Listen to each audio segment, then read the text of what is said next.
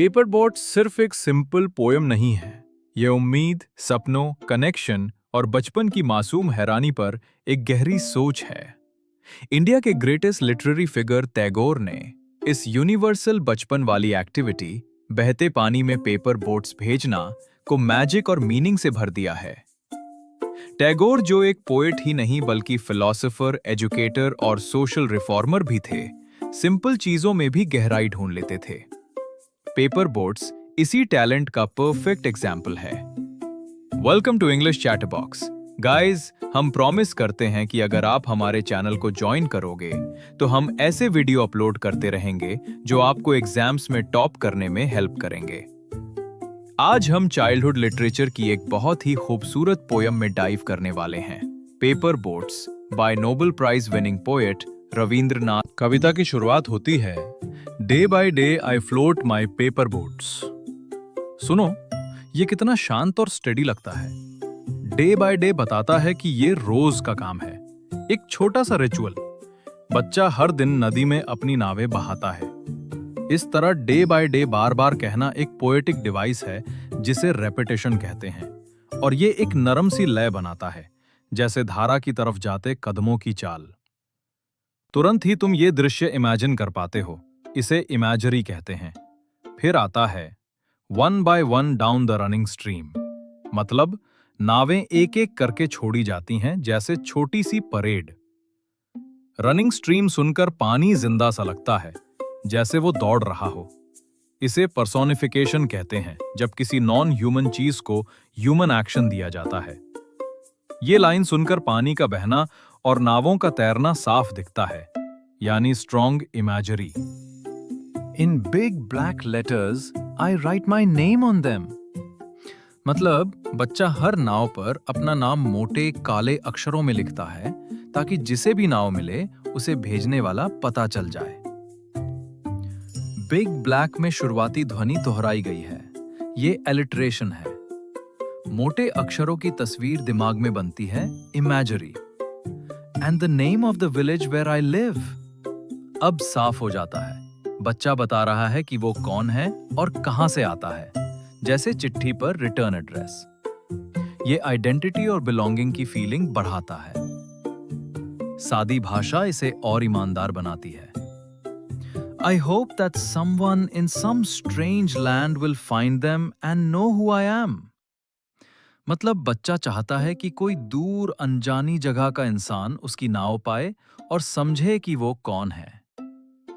Someone in some strange में नर्म S की ध्वनि दोहरती है, जेंटल एलिटरेशन, जो सपना सा मूड बनाती है। स्ट्रेंज लैंड डर नहीं, बस दूर और एक्साइटिंग जगह है। यहां असली इच्छा है कनेक्शन, कहीं ना कहीं कोई मुझे पहचान ले।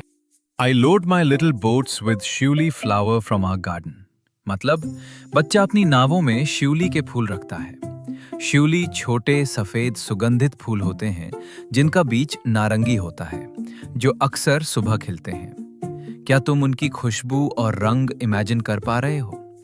ये सेंसरी इमेजरी है, देखना और सूंघना दोनों। लिटिल शब्द नावों के लिए प्यार और केयर दिखाता है। And hope that these blooms of the dawn will be carried safely to land in the night, मतलब बच्चा चाहता है कि ये सुबह वाले फूल रात भर सेफली किनारे तक पहुंच जाएं। सुबह के फूलों का रात में सफर, क्या ही सुंदर कॉन्ट्रास्ट है। ब्लूम्स ऑफ द डॉन एक मेटाफर है, फूलों को सुबह की रोशनी जैसे टुकड़ों से कंपेयर करना। कैरिड सेफली सुनकर लगता है जैसे नदी के पास नरम से हाथ हैं। ये हल्की सी पर्सोनिफिकेशन है जो सफर को सुरक्षित महसूस कराती है। I launch my paper boats and look up into the sky and sea. अब बच्चा पानी से नजर उठाकर आसमान की तरफ देखता है। यहाँ नदी नीचे और आसमान ऊपर, दोनों दुनिया जुड़ती हैं। लाइन का बहाव भी वैसा ही स्मूथ है जैसे नावें धीरे धीरे फिसल रही हों। The little clouds setting the white bulging sails, मतलब बादल ऐसे दिखते हैं जैसे जहाजों की भरी हुई सफेद पाल हों। ये मेटाफर है क्लाउड्स को शिप से कंपेयर करना, और पर्सोनिफिकेशन भी, क्योंकि बादल सेटिंग सेल्स कर रहे हैं जैसे नाविक। तस्वीर एकदम साफ, पुफी सफेद बादल दौड़ने को तैयार। I know not what playmate of mine in the sky sends them. यहां बच्चे की इमेजिनेशन बोलती है। उसे लगता है कि आसमान में कोई अदृश्य दोस्त है जो बादल जहाज भेज रहा है। ये पर्सोनिफिकेशन है, आसमान को दोस्त जैसा मानना, और टोन बहुत प्लेफुल और वंडर से भरी है। Down the air to race with my boats. अब गेम शुरू। आसमान के बादल बनाम धारा की नावें। रेस शब्द एनर्जी लाता है और एक्सक्लेमेशन एक्साइटमेंट बढ़ाता है। ये एक्सटेंडेड मेटाफर चलता रहता है। कुदरत एक बड़ा प्लेग्राउंड बन जाती है जहां बादल और नावें दोस्ती भरी दौड़ लगाते हैं। When night comes, I bury my face in my arms and dream. माहौल नरम हो जाता है। सोने का समय। तुम बच्चे को आराम से सिमटते हुए इमेजिन कर सकते हो, आसपास शांति। लाइन की रिदम भी धीमी हो जाती है। एक शांति भरा मूड बनता है। ये जेंटल इमेजरी है। That my paper boats float on and on under the midnight stars. सपने में नावें लगातार चलती रहती हैं। ऑन एंड ऑन की रेपिटेशन से लगता है सफर कभी खत्म नहीं होगा। मिडनाइट स्टार्स एक काली चमकदार रात की तस्वीर बनाते हैं। सुंदर visual imagery. The fairies of sleep are sailing in them. बच्चा सोचता है, अब सपने छोटी छोटी परियों जैसे बन जाते हैं जो नावों पर सवार हैं। ये पर्सोनिफिकेशन और फैंटेसी इमेजरी है। स्लीप को छोटे छोटे किरदारों में बदल देना, बिल्कुल ड्रीम सीन जैसा। And they are leading their baskets full of dreams. Leading का मतलब होता है लोड करना, यानी सामान चढ़ाना। परियां अपने टोकरे सपनों से भर रही हैं, जैसे सपने कोई कार्गो हों। ये मेटाफर है और कविता को आश्चर्य से भरकर खत्म करता है। नावें अब सिर्फ कागज नहीं रहीं, ये विशिंग और पॉसिबिलिटीज की करियर बन गई हैं। तो टैगोर हमें क्या समझाना चाहते हैं? ये पेपर बोट साधारण क्राफ्ट नहीं है, ये सिंबल्स हैं। हर नाव दुनिया को एक बहादुर सा हेलो है, ये हूं मैं, और ये भरोसा कि कोई ना कोई समझ लेगा। शिउली के फूल दया और खूबसूरती के गिफ्ट जैसे हैं। बादल खेल के साथी बन जाते हैं, आसमान एक रेस ट्रैक बन जाता है, और रात को इमेजिनेशन पूरी तरह स्टीयरिंग संभाल लेती है।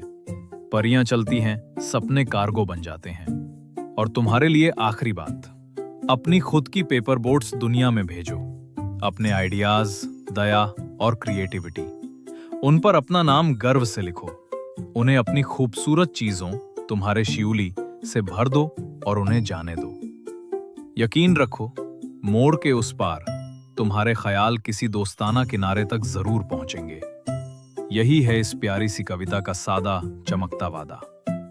आज मेरे साथ कविता एक्सप्लोर करने के लिए धन्यवाद। और हाँ, ऐसी और कमाल की कविताएं देखने के लिए लाइक और सब्सक्राइब करना मत भूलना।